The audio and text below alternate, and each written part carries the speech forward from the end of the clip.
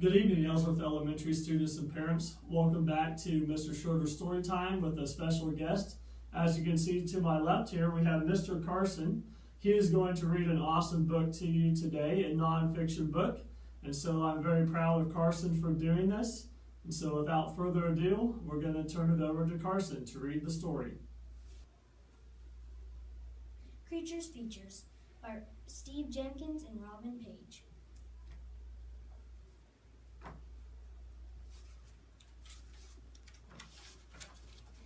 Dear Tapir, why is your nose crooked? The tapir has a funny nose. At least it looks funny to us. To the tapir, however, its nose is not a joke. Being able to twist its snout from side to side helps this plant eater get food in hard-to-reach places. Many creatures have a nose, mouth, eyes, feathers, or some other part that looks odd, silly, or even frightening. But these unusual features are there for a reason. In some way, these help these animals survive. In Creatures Features, we go right to the source and ask 25 different animals to explain their strange experience.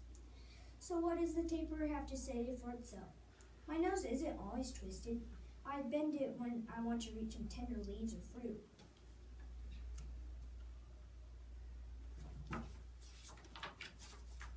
Dear Egyptian vulture, why no feathers on your face?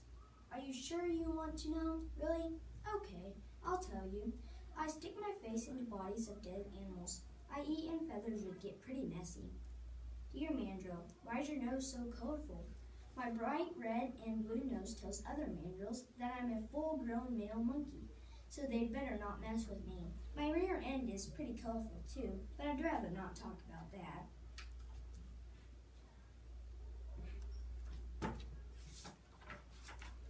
Dear frilled lizard, what are you wearing around your neck? That's my frill, extra skin that I unfurl when I feel threatened. Pretty scary, isn't it? Dear red-fanned parrot, where did you get that funny hat? I'm not wearing a hat, those are my feathers. When I'm frightened, I fan them out to make me look larger and more intimidating.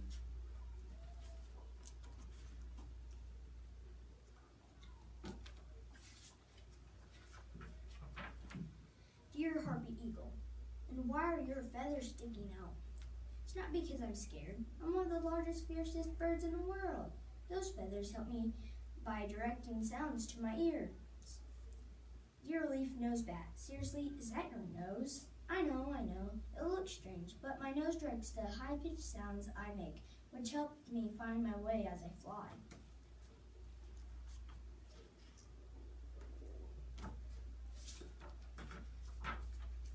Dear horned frog, her mouth is ginormous. Why so big? Well, I like to eat, but I don't have teeth, so I swallow my prey whole. I'll gulp down mice, lizards, spiders, insects, just about anything I can fit in my mouth.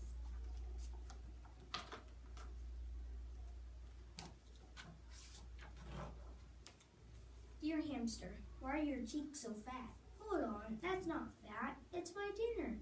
I store seeds and nuts in my cheeks. I'll take them back to my burrow and eat them later. Dear pufferfish, you got me worried. Are you going to explode? No, I won't burst. I've inflated my body with water to make it tougher for big fish to swallow me.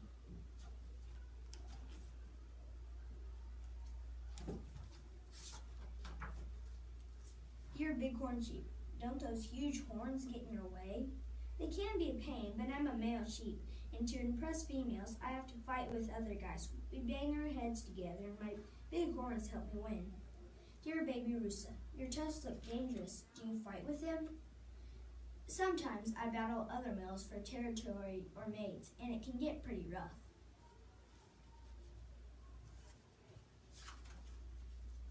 Dear star-nosed mole, what is that weird thing growing on your face? Actually, that's my nose. I live underground and I use the tentacles on my snout to feel my way in the dark and find tasty worms and grubs to eat. Dear mole rat, have you ever thought about getting braces? Not really. I dig through tunnels the earth with my teeth. Fortunately, they are outside my lips so I can burrow without getting dirt in my mouth.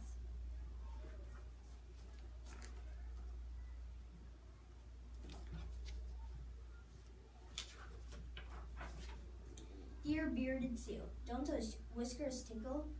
Not that I've noticed. I use them to feel along the sea floor for crabs, clams, and other good things to eat. Dear axolotl, why do you have feathers growing out of your head?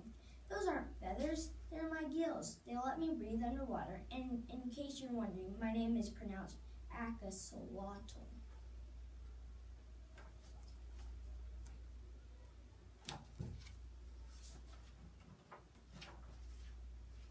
Dear spice bush swallowtail caterpillar, why are you staring at me? Ha, fooled you. Those aren't my eyes, they're spots on my tail, but hungry birds leave me alone because they mistake me for a snake. Dear giant panda, who gave you those black eyes? No one. We pandas all have them. The dark fur around my eyes make me look bigger and fierce to a predator, I hope.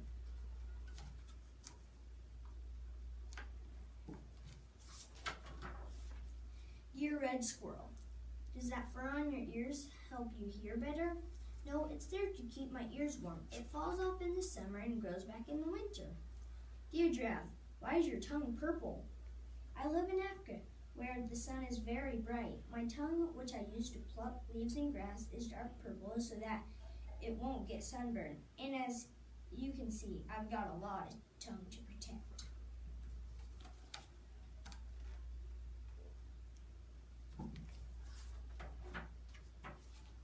Dear blobfish, what on earth happened to you? Being on dry land instead of in the ocean is my problem. At home, deep in the sea, I look like just another fish, but I'm out of the water and gravity is smushing me. Here's what I usually look like.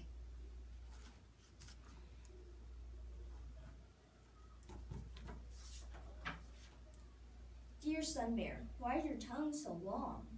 I love to eat ants, termites with my long tongue. I can reach into their nests and slurp them up. Dear shoebill stork, why do you need such a burly beak? I eat fish, big fish, and they wriggle and squirm. My strong beak gives me a good grip on their slippery bodies.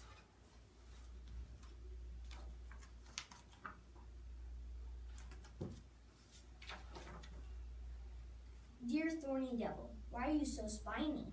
Think about it. Would you want to bite down on me? Not many animals would.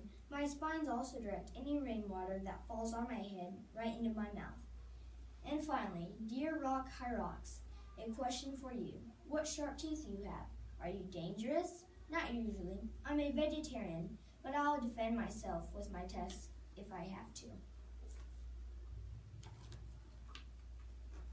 That was an awesome job by Mr. Carson. That was quite an entertaining book, Creature Features, and the art in that book is very spectacular, so it's definitely a book that you may want to check out yourself. But again, thank you for Mr. Carson for reading the story this week to you. I want you all to have a great week. Have a great week and keep reading.